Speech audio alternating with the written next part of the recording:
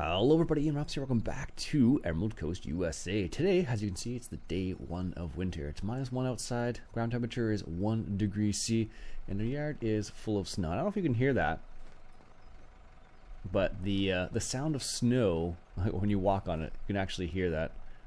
So I think that's kind of cool if they actually added that in there. So, as you can see, I got my 5150M with our bio belts snowball on the front here. And I don't know if we have any things for IC in this particular unfold. No. I don't see anything. I know, here we go. Lights, doors. Oh, there we go. That's what I was looking for. So that should lower the arms. Should have. Let's try that again here.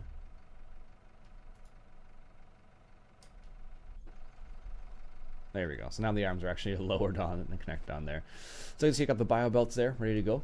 The yard's a little dirty, so we're going to go ahead and do a little bit of snow blowing in the yard. Get it done. This is kind of what it's like in real life right now. Well, it's not quite that bad here yet, but... So I haven't used this thing in a while, so actually I've had to remember how to use it.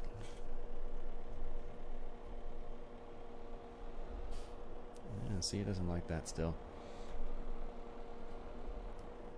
It's funny, you need to, once you turn it off, you gotta turn it back on and indicate that you are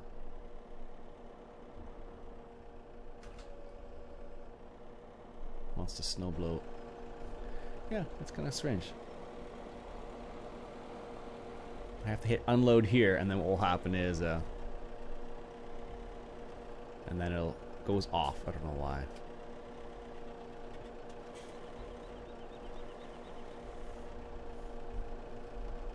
Not sure what the deal is there.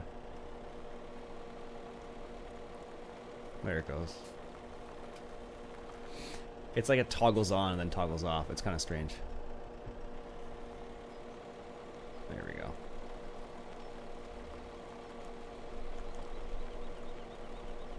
Do a little bit of snowball in the yard. I guess I should really shoot it forward, out of the way.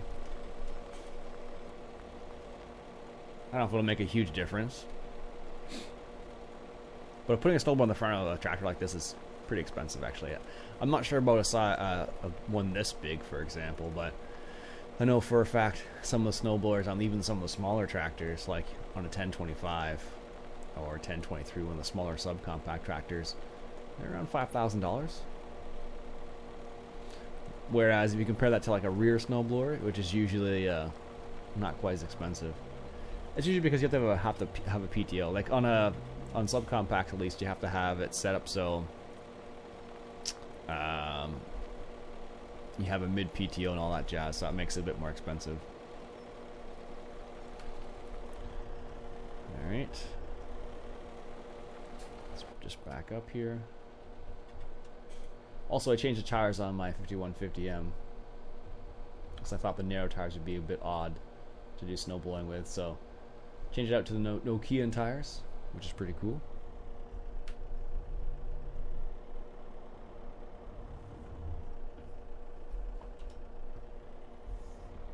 There we go. Shoot it forward here, get it out of the way. Move it out of the yard. I don't know, I think the tires look pretty cool. They definitely look cooler than the narrow tires, though, that's for sure.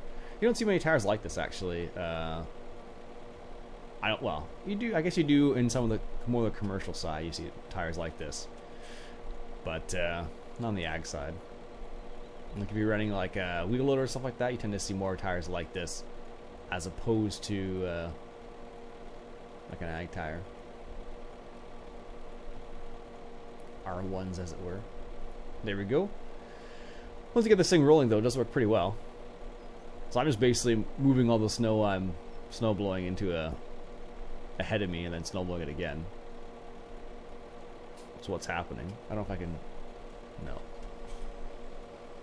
I can't shoot it any further away. There we go. Just gonna put it in a big pile over there. Good.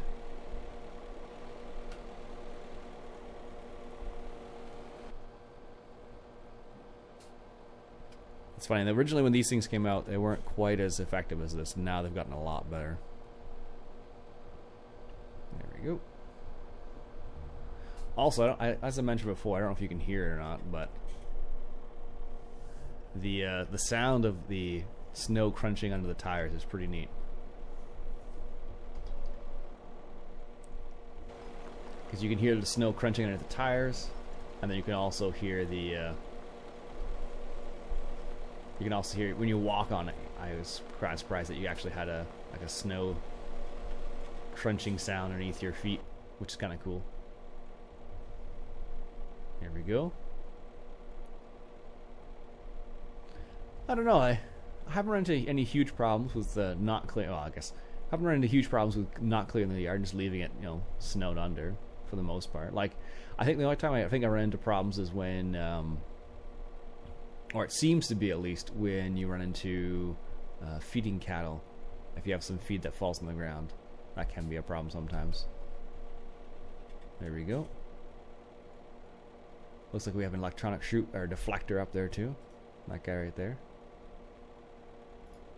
Because normally what will happen is the chute itself will be like hydraulically rotated, and then sometimes you have a electric or hydraulic deflector right at the top there. Not always. There we go. Guess I could put my beacons on at the same time. There we go. Now the other possibility is you didn't want to snow blow. I did try something. I might try something else here real quick. So there are a couple other possibilities. I'm going to try this guy right here, which is a 3-point hitch hookup. And that could also work for clearing snow. Let's go ahead and find that real quick. So because this has a 3-point hitch on the front,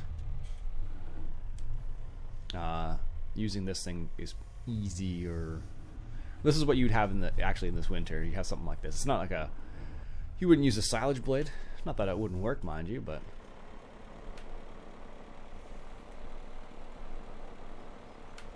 oh, I can't lift that in the front end. Oh, that's interesting.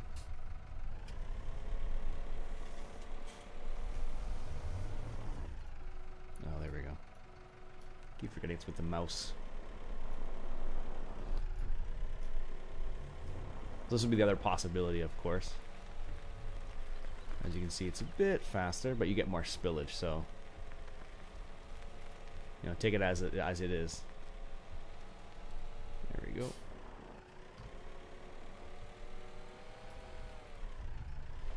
And basically, this is what you'd see a lot in Canada in the winter. Actually, one of my colleagues sold a whole bunch of these. Actually, it was even this style of tractor, now I think about it. It was a 5000 series tractor.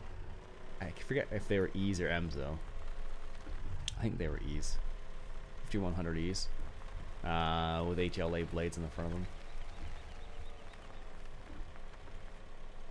I think they were wing blades, though. I don't think they were just quite like a box blade like this.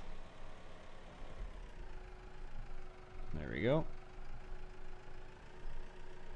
As you can see, the snowboard was perhaps a bit more efficient, but slower in terms of moving, but the snow gets out of the way as opposed to getting pushed around like this is right here. There we go. And you can't angle it, which makes it a bit more difficult. There we go. Push that all back there. But I don't know. You could theoretically have both on the tractor. You could have the snowboard on the back if you wanted to. And some people do stuff like that. They'll have like what's called a box blade in the back of the tractor and pull the snow out and move it around after that.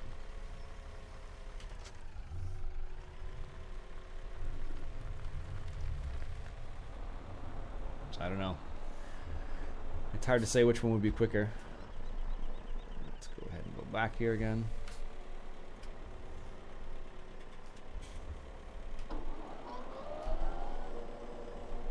So you move slower with the snowblower, but you do it once as opposed to multiple times. So I guess take that as it is, I suppose. There we go.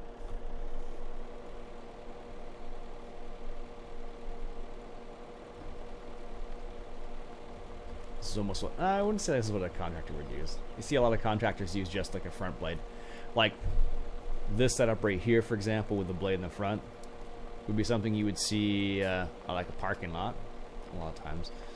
And then a guy with like a snowblower in the front, or like a box blade in the back and a snowblower in the front of a tractor, that tends to be more driveways. As you can see, you tend to clear the snow with the snowblower a bit quicker in the sense that you don't have to deal with it once, which is nice. So as opposed to multiple times. And I do have a blade, but it's like a 2-point blade apparently, not a 3-point blade, so it doesn't work quite the way you would anticipate it to work, but it does work. There we go. Move this out of here. So as you can see, like that's like one pass and basically cleaned up a good chunk of the yard there without having to go back and do it again. So it could go either way, really. There we go. Let's go ahead and unload here.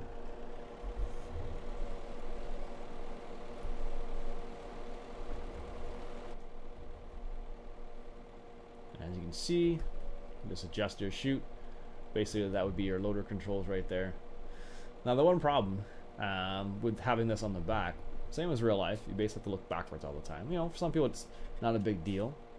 But as you get older, of course, looking backwards all the time can become a bit of a problem with neck issues and whatnot. But this is what I've been selling a lot of lately. Well, not a lot of, but this is what I've been selling some lately. People asking about snowblowers and whatnot, saying, you know, where do I get snowblowers and what's the price of them and all that jazz. So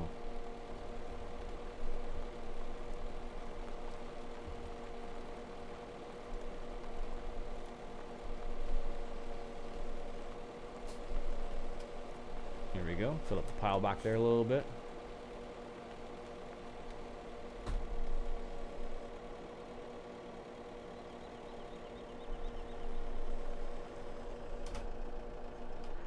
Nice.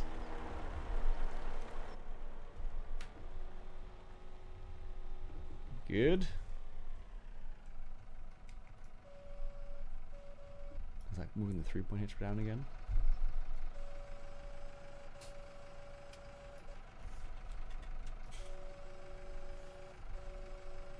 There we go. Got this little section over here. Helps if you lowered a bit more, apparently. There we go.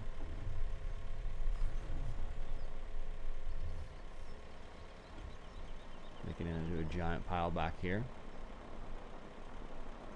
I don't know if you can hear that sound or not, but I thought that was super cool. The fact that they had the snow sound in there.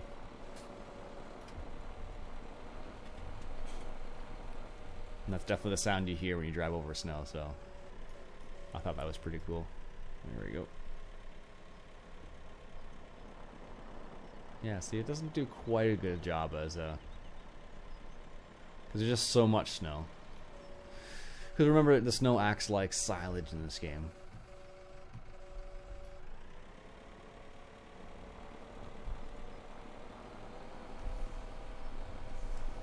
There we go. Just do a little turn here.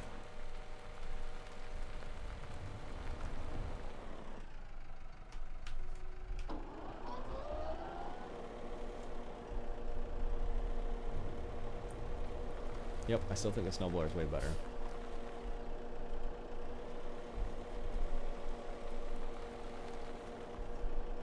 There we go.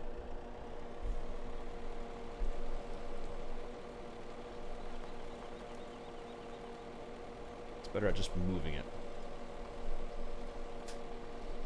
Gets it out of the way once. Now I did try using a plow once for like a truck, which wasn't too bad actually, so that's always an option as well. There we go. Move that out of the way.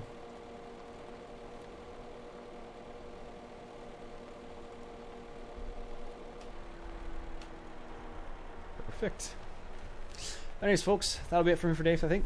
My name is Iain Robson. I hope you enjoyed. If you like what you saw, why don't you go ahead and hit that subscribe button for some more Gremlin Coast USA. I'll catch you guys later.